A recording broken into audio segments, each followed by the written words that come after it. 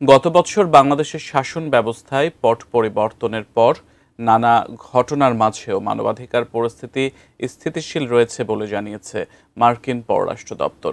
মঙ্গলবার প্রকাশিত ৩১ পৃষ্ঠার বার্ষিক প্রতিবেদনে এই পর্যবেক্ষণ তুলে ধরা হয়েছে। আরও জানাচ্ছেন রাইহান মুন্সি।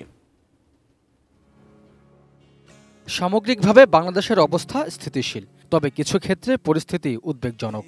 মার্কিন পররাষ্ট্র দপ্তরের বার্ষিক প্রতিবেদনে এভাবেই মূল্যায়ন করা হয়েছে।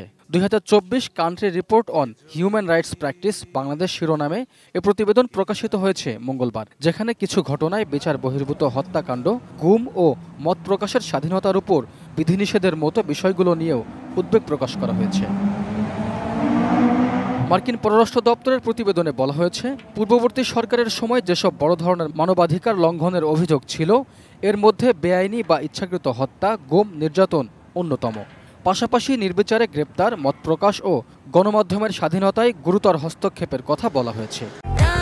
প্রাণ ইউএইচটি মিল্ক, শুদ্ধতায় ও মমতায় সবসময় সেরা স্বাদে। পট পরিবর্তনের পর বাংলাদেশে মানবাধিকার পরিস্থিতির উন্নতি হয়েছে বলে মনে করা হচ্ছে। প্রতিবেদনে আরও বলা হয়, বিভিন্ন মানবাধিকার সংস্থা ও সংবাদ মাধ্যমের বিশ্বাসযোগ্য প্রতিবেদনে জুলাই ও আগস্টে আওয়ামী লীগের ছাত্র সংগঠন ছাত্রলীগের গুরুতর মানবাধিকার লঙ্ঘনের নানা ঘটনা নথিভুক্ত হয়েছে। দেশের প্রচলিত বিচার ব্যবস্থা ও আন্তর্জাতিক অপরাধ ট্রাইব্যুনালে অপরাধীদের জবাবদিহি নিশ্চিত করতে অন্তর্বর্তী সরকার জাতিসংঘের সঙ্গে একযোগে কাজ করছে। Raihan Munshi, desk report, ATN news.